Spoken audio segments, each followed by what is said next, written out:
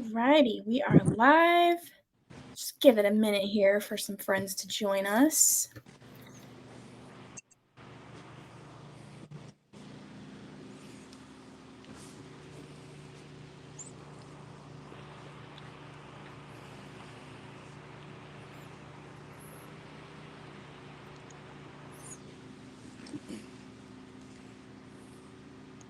Welcome. We'll get it started in just a minute here.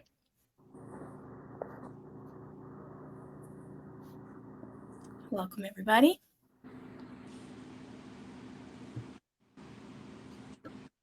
We're just giving our friends a minute here. Sorry we're a little late.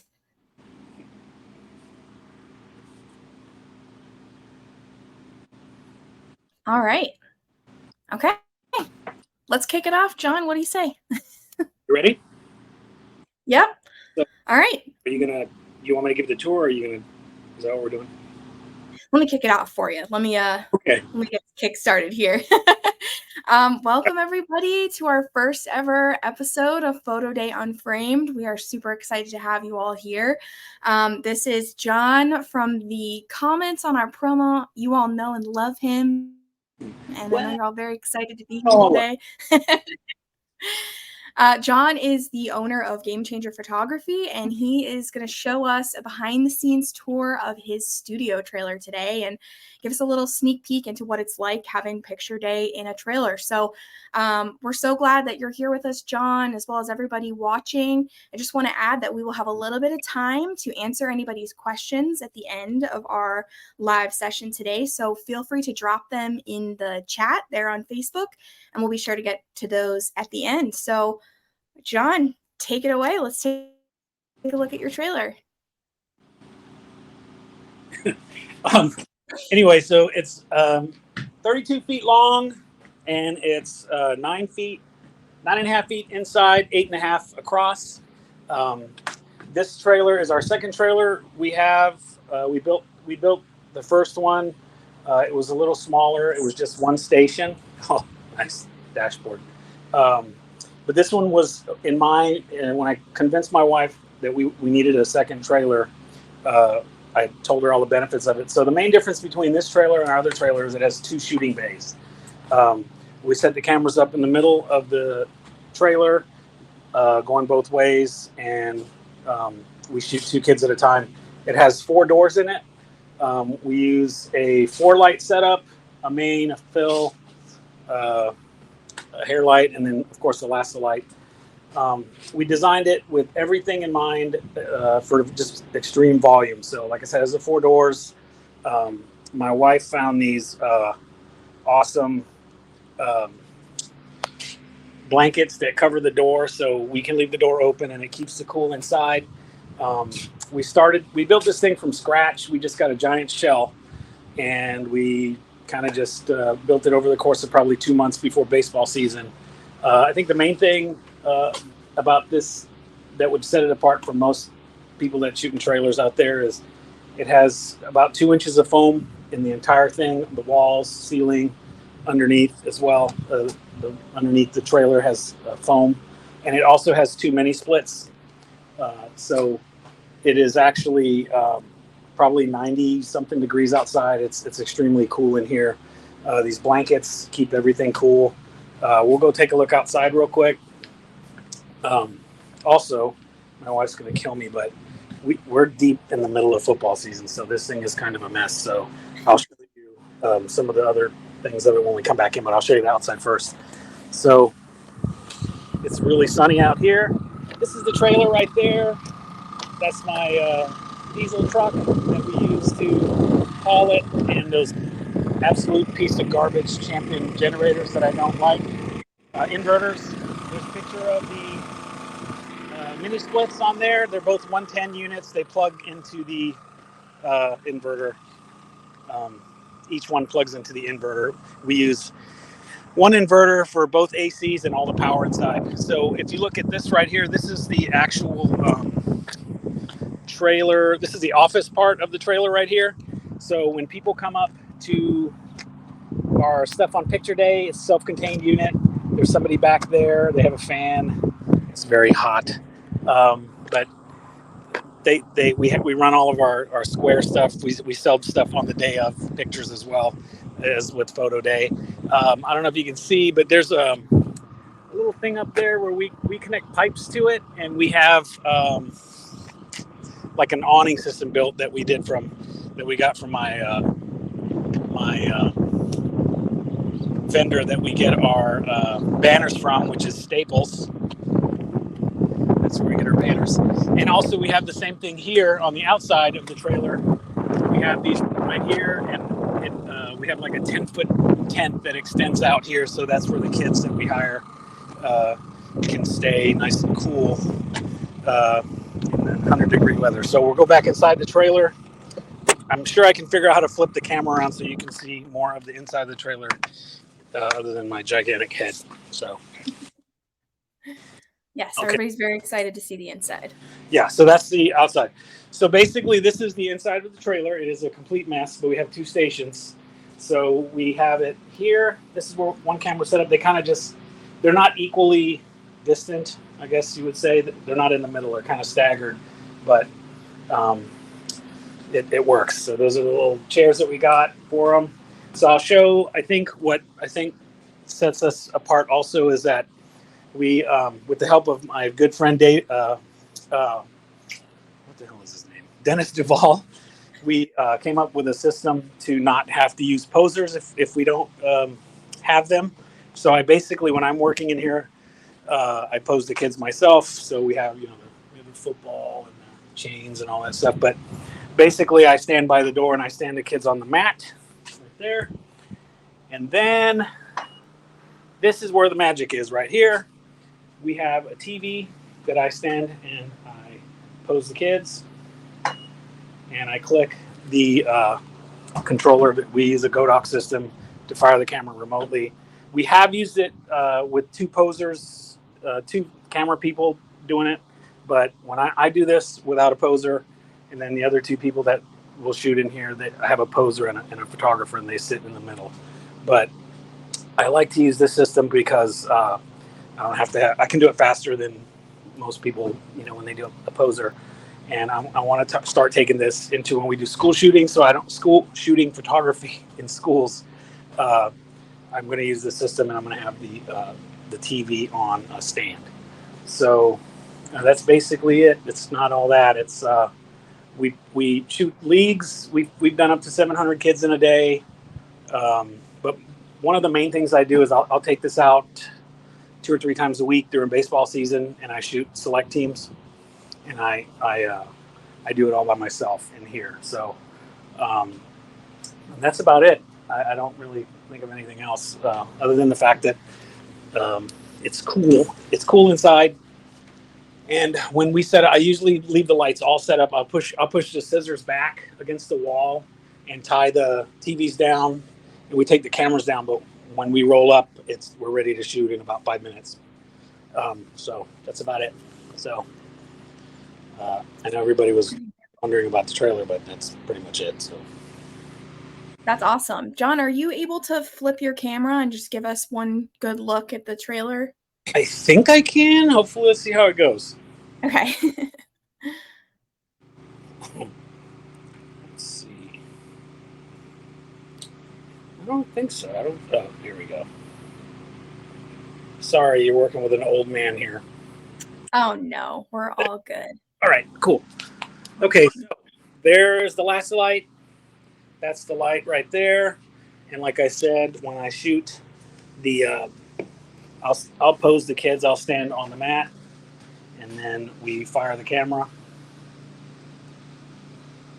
And then you can see the picture on the camera, on the TV, and that's it. The back of it is kind of a disaster because like I said, we're in the middle of shooting season, but usually there's nothing there. We keep that all in storage, but I failed to do that today. I'm probably going to get yelled at by my boss.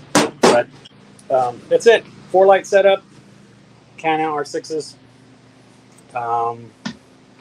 fans. We use these steps are hot tub steps. I got that from Brian up at in Ohio. I guess he does a lot of stuff in hot tubs, so he's very familiar with hot tubs, and he told me about these steps. So, if you have any other questions, is that what we're going to do? Yeah, we can get into some questions. All right, let's see. Our first one here. Can you show your 4 lights and their stations?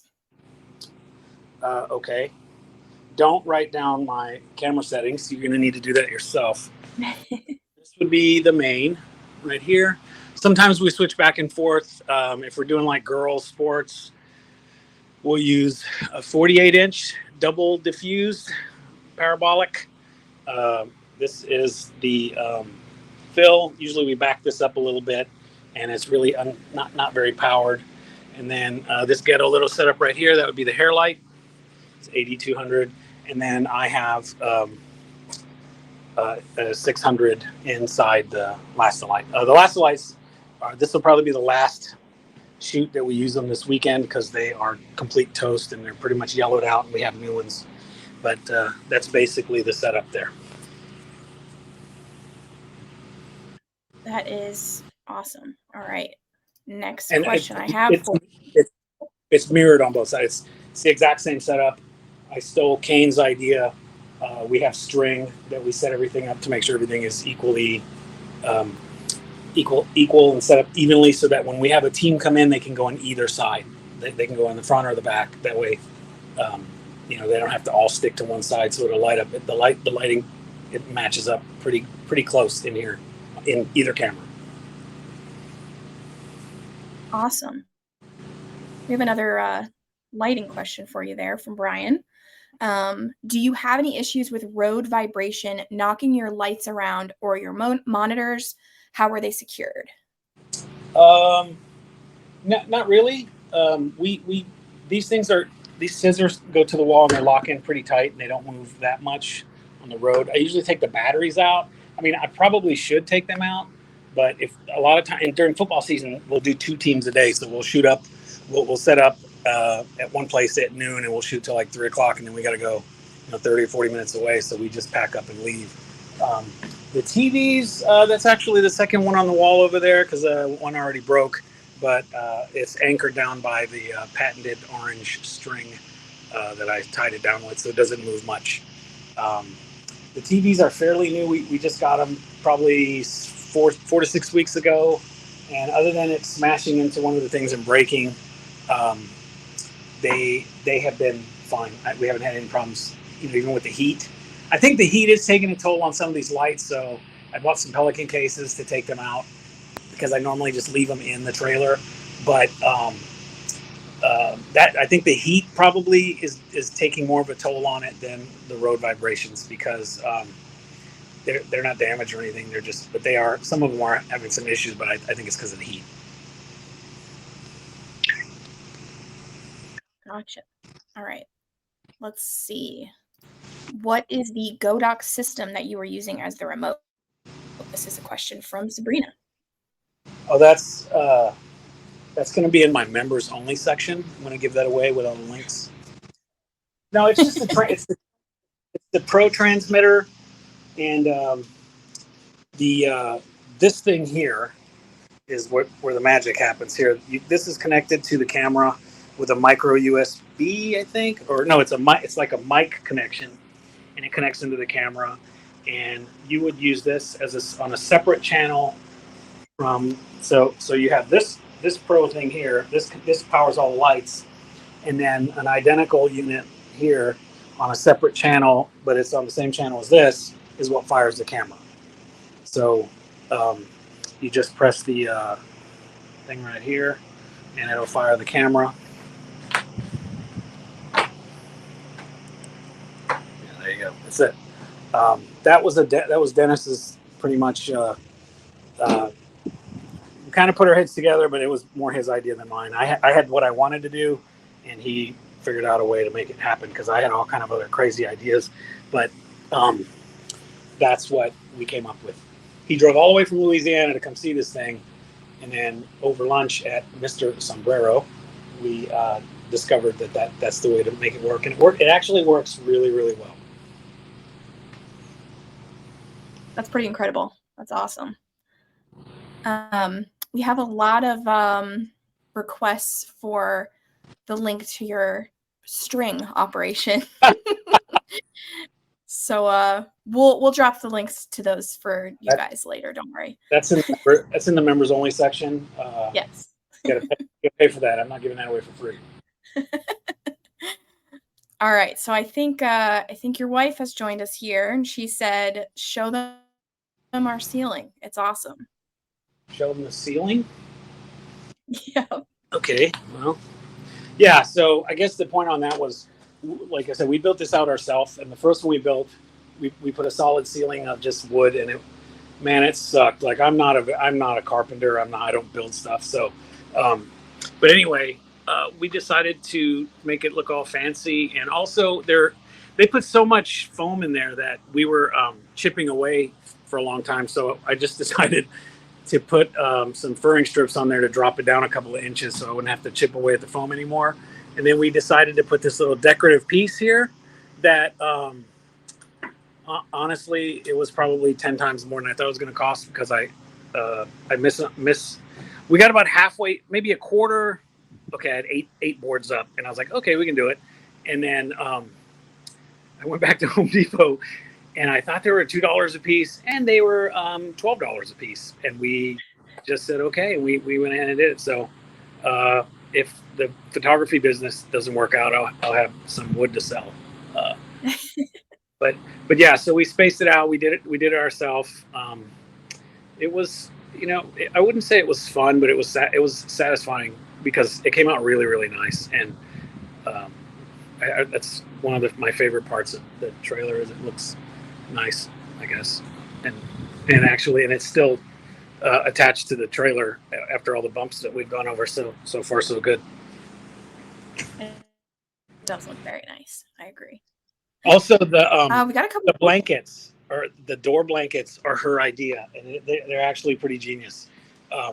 They're for RVs, but they just snap like together with magnets. So you open it up and then it just snaps back in place, and it actually it keeps the ambient light. Kevin Beckman, if he's watching, he's going to want to look up what ambient light means, but it keeps the ambient light under control, and it also keeps it. Surprisingly, it keeps a lot of the cool air inside. It was really good. We had those rubber curtains that you see in like supermarkets and stuff, and it was just covered in like kids' boogers, and it's horrible. We had to keep cleaning it, and so these things have been great. So shout out to Jen for that. Those are pretty cool. I feel like I'm in Florida. I might need those just for my apartment, just to let the dog in and out. All right, we got a couple questions about focus. So Brian asked, with the remote, how are you able to check critical focus? I can see it on the TV that's mounted on the wall. Let me see. I don't know if you can. So that's actually, I want to say that's like a 32-inch TV. So, and we're using the iFocus from the R6. So once you step in front of the camera, you fire the button, and you can see that it's focusing, and then it does that. And so I'm not super technical, so I don't know why sometimes the picture will display like that, and sometimes it doesn't. So if you're a Canon expert and you know how you can make it do it every time, I would appreciate that. If you would do that for me, let me know, because sometimes it will work and then sometimes it won't. But yeah, so that's what we do. So the TV is what I stare at, and then also because we deal with kids, we typically will mount a little T light on top of the camera. It'll be green on one side and yellow for the other. We have to tell the kids to focus on the green light, and that can be a challenge on the younger kids because they want to look at the TV. But once you smack the first one, I'm just kidding. Once you just have to take more pictures because they want to keep looking at the TV, and so putting the light on there has really reduced the kids not looking. So that's smart. I love that. We've also gotten a couple questions, and we'll probably wrap up with one or two questions here, everybody. We've gotten a couple questions about the truck. How big of a truck do you need to haul it around? Can you tell us a little bit about the truck? Oh, the truck. Okay. That is a 2021 Chevy 2500. It's got the Duramax diesel. Um, my other trailer, we had a 1500 truck, and it pulled it okay. It they're super tall, so in the wind it kind of knocked it around a little bit. And then the 2500 that I have now, um, it pulled that one fine, no problems at all. This guy's kind of heavy, and it's also pretty long, so you really have to be focused on when you're driving, making wide turns and whatnot. But it's a 2500 diesel. I wouldn't have any other truck to pull something like this around, because this thing's heavy. It's long, and it's really long too. When I first got it, we had a problem with the back end scraping because we had some bogey wheels installed, which are like wheelie bars, and that's what was dragging on anything on the trailer. But we cut those off, and it's fine. But getting back to the truck, it's a 2021 Chevy Silverado Z71 four-wheel drive blacked out package. It's pretty nice for a company truck, for a work truck, but it pulls it. I think any diesel truck would pull a trailer of this size. If you were not going to have a two-station setup, I probably wouldn't get anything bigger than maybe 18 feet, and you could pull that with probably a Tahoe or a Suburban, or small. I wouldn't go any smaller than that, but a full-size SUV or a 1500 truck would have no problem with it. So definitely a big one is the answer there. All right, awesome. I think we're going to wrap up with one last question. If you could tell us, Jon, what is the most challenging part of working out of the trailer, and what is the most rewarding part of working out of the trailer for you? So I would definitely say the most challenging part, from what I hear, because I'm in the AC all the time, so I don't. It's not affected. I'm not affected, but I'm the boss, so I can do what I want. But it's been extremely hot, and so we shot football last year in the trailer. Didn't have any problem. I don't remember having this kind of problems, but it's just been so hot, and so it's cool in the trailer, but the people outside, even though we have the canopies and everything, it's just hot. So I would say that's probably the most challenging thing. I mean, we don't have mini session. I mean, I have, but this thing is made for volume photography for youth. It's specifically made for. I mean, I've had a guy in here that was 6'10", photographed no problem, but it's geared for taking pictures of lots of kids at a time, and it works perfectly for that. I think the most rewarding thing about it is that it's paid for. We don't have, this is basically our studio. I love working in it. I really do, because most of it I guess is because we built it.